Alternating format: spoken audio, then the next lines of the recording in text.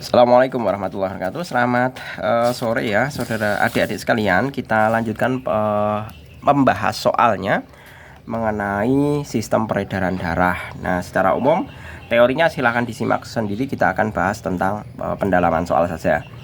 Perhatikan gambar berikut. Nah, di sini ada gambar ya.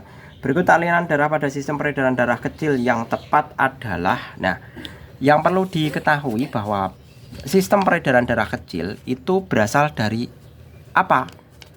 Sistem peredaran darah kecil itu berasal dari bilik. Ini peredaran darah kecil. Bilik kanan, kemudian arteri pulmonalis, kemudian paru-paru ya. Paru-paru, kemudian vena pulmonalis. Baru serambi kiri. Nah, kalau dalam gambar kita bisa tuliskan ya, mulai dari bilik kanan itu adalah 4 ya, ini 4 bilik kanan, kemudian ke 1, kemudian ke 9 ya. Jadi 4, 1, kemudian 9, kemudian baru ke 3. Seperti itu. Jadi ini bilik kanan, ini kemudian 1 itu adalah arteri pulmonalis ya. Arteri pulmonalis itu maksudnya apa? Arteri, walau biasanya arteri itu kan mengangkut oksigen ya, tapi kalau arteri pulmonalis itu pengecualian. Arteri pulmonalis itu dia tidak mengangkut oksigen, tapi dia mengangkut karbon dioksida, darah kotor. Jadi satu-satunya arteri yang meninggalkan jantung tapi mengangkut darah kotor adalah arteri pulmonalis. Begitu juga dari paru-paru. Nah, ini kan bagian paru-paru ya. Nah, kemudian melalui vena pulmonalis yang 9 ini, pembuluh vena pulmonalis ini adalah satu-satunya pembuluh vena yang mengangkut oksigen.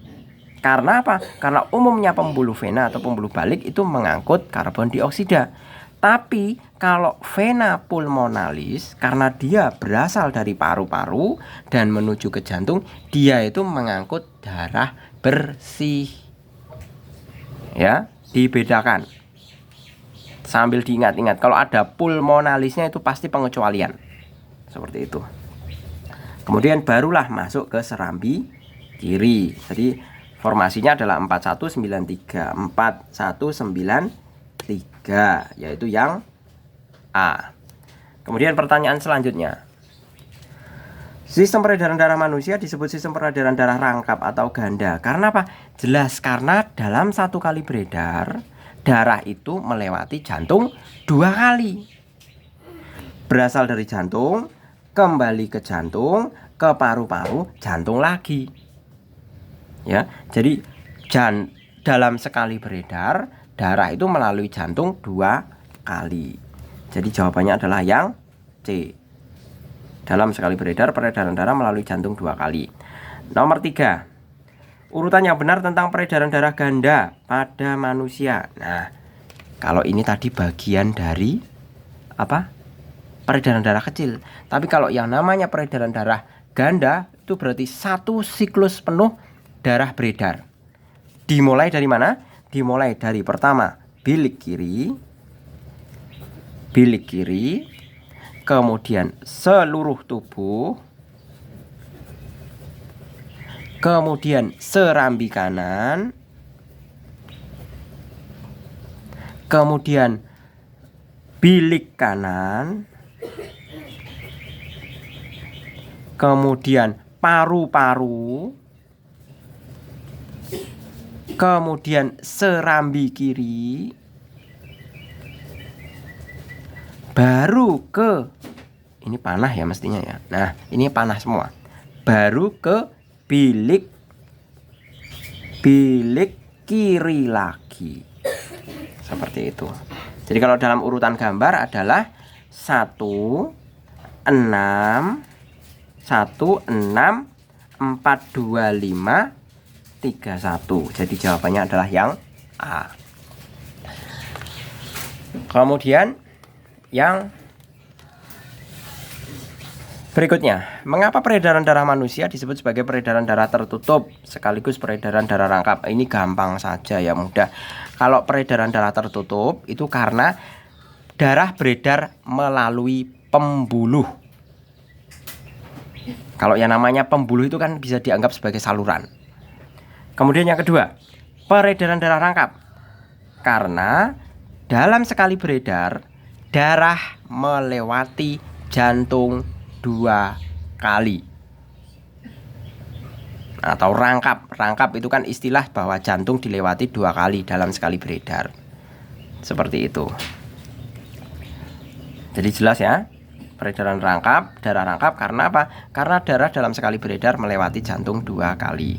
Kemudian nomor kedua, nomor berapakah pembuluh darah yang mengandung banyak oksigen? Apa nama pembuluh darah tersebut dan mengapa kaya akan oksigen? Nah, pembuluh darah yang mengandung banyak oksigen itu adalah yang nomor 2. Ya, nomor 2. Nomor 2 ini dinamakan vena pulmonalis, seperti yang Pak Jul tadi katakan. 2 itu vena pulmonalis. Mengapa kaya akan oksigen? Karena apa? Karena habis dari paru-paru. Paru-paru itu kan tempat pertukaran oksigen dan karbon dioksida. Jadi darah yang terkumpul di sini, karbon dioksidanya dilepas, maksudnya dilepas dari paru-paru kemudian dibuang lewat hidung. Sedangkan hidung itu kan menghirup udara, memasukkan oksigen. Oksigennya kemudian diikat di paru-paru, kemudian dibawa ke saluran vena pulmonalis, dibawa ke jantung. Oksigennya, tapi dalam kondisi diikat oleh sel darah merah. Ya. Seperti itu. Jadi pembuluh yang kaya oksigen adalah 2 dan yang nomor 4 ini.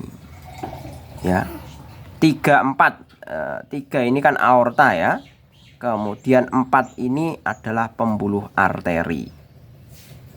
Seperti itu, atau pembuluh nadi. Ya. Jadi kalau menurut Pak Jul itu 3 itu aorta, karena ini kan bersinggungan dengan pembuluh. Jadi aorta itu pembuluh nadi terbesar.